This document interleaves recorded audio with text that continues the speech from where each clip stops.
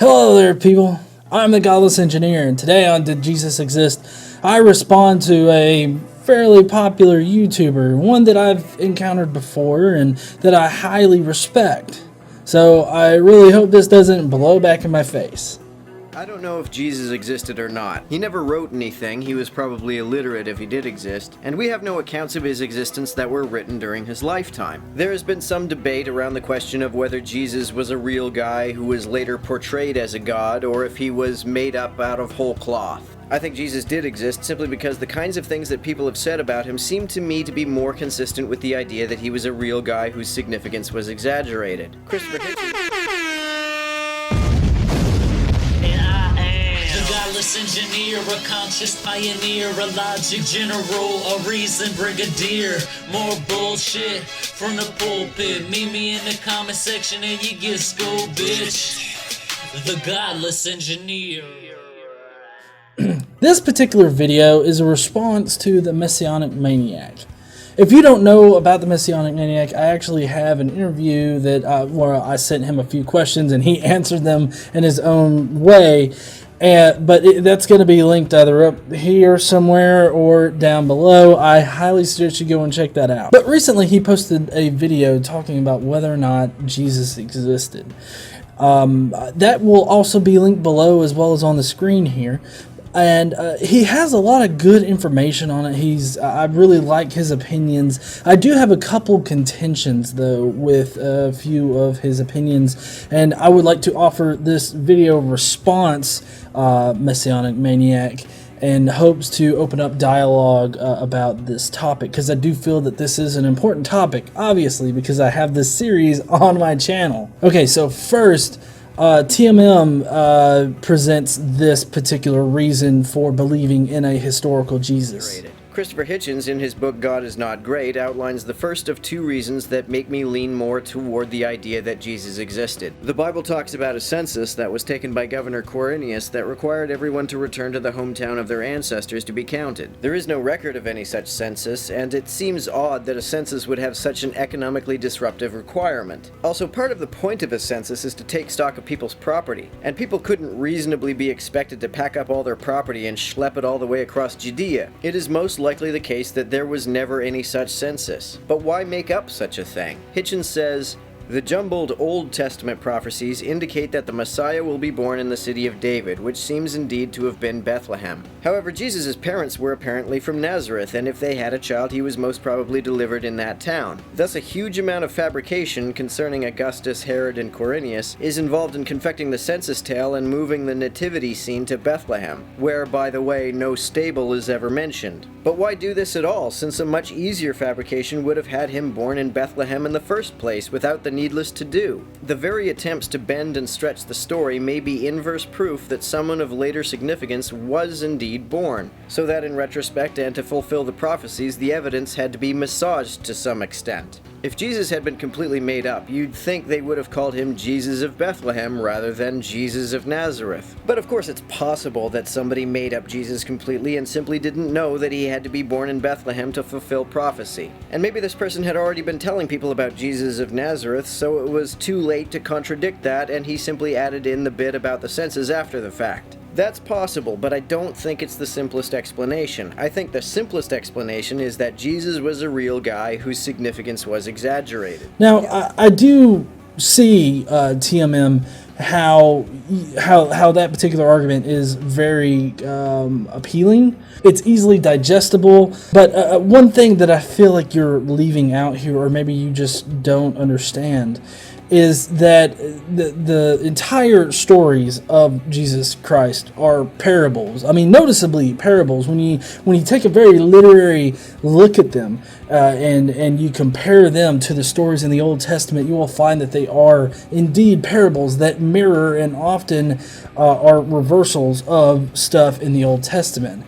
Now, your contention here about it would be much easier to make up that Jesus just lived in the city that he lived in instead of fleeing to Egypt because of a made-up census or a made-up thing. a made-up slaughter of the innocents.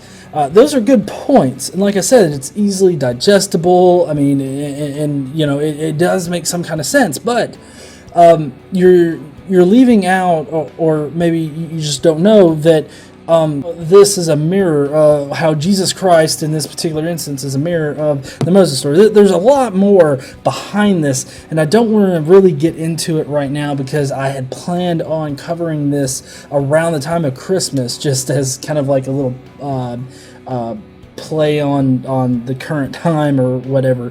If you're a Messianic Maniac fan or TMM yourself, I hope that you will join me around the time of Christmas or you know, the holiday season for me explaining in more detail, you know, about the origin story of Jesus. Now, I mentioned that there were two particular things that I had contentions about, and here's the second one.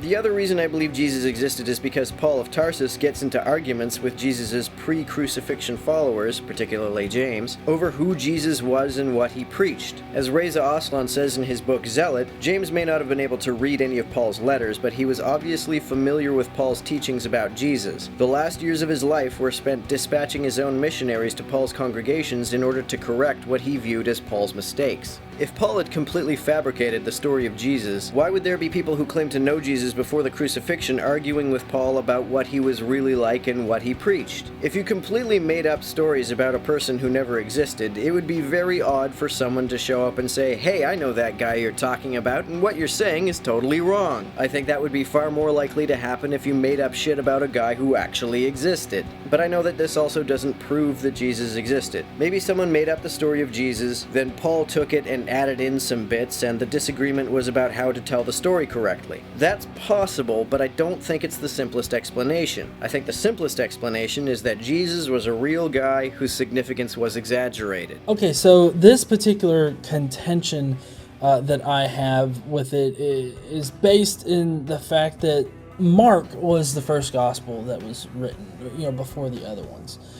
And the other ones that are built up off of Mark are actually disagreements with Mark. You're saying that because they had arguments about about disagreeing with Paul in his interpretation of Jesus. And I think that might be rooted in the fact that Paul actually never really physically interacted with Jesus. He was only given knowledge via revelation in the scriptures. Now you got to ask yourself, what were the scriptures of that time? Well, the scriptures of the time weren't the canonical gospels. It was the Old Testament. You know, he was working off of the Septuagint and stuff. So, you know, everybody had this manual basically for how to create Jesus Christ.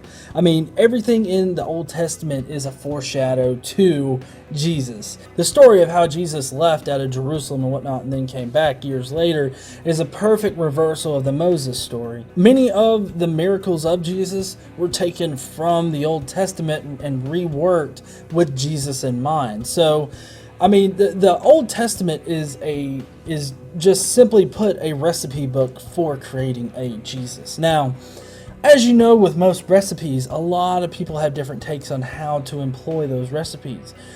They think that, you know, well, I can add this and it'll be better, or, you know, if you take this away from or take this away from the story because that's making it worse. And so, you know, what you end up with is this amalgam of communities in the early first century of different ways that Jesus could have existed, because they're all working off of the Old Testament.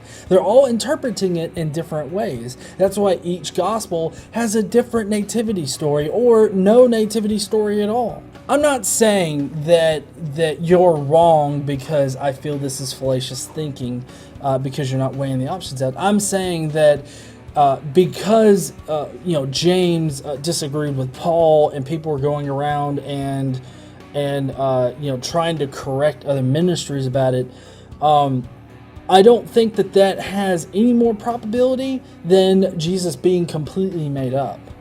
I would highly suggest anybody watching this video to go and read John Dominic Crossan's Power of Parables, as well as Gospel of Fictions by Randall Helms.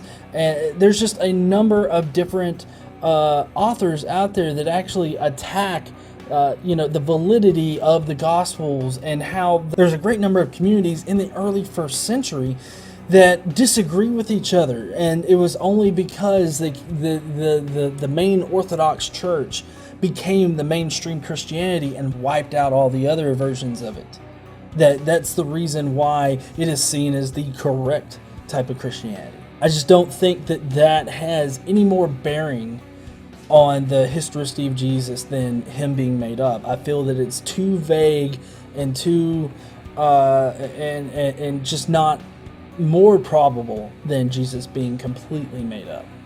Thank you for joining me today on this Did Jesus Exist? Please leave all your comments below, even if you're telling me to fuck off because I'm responding to the Messianic Maniac.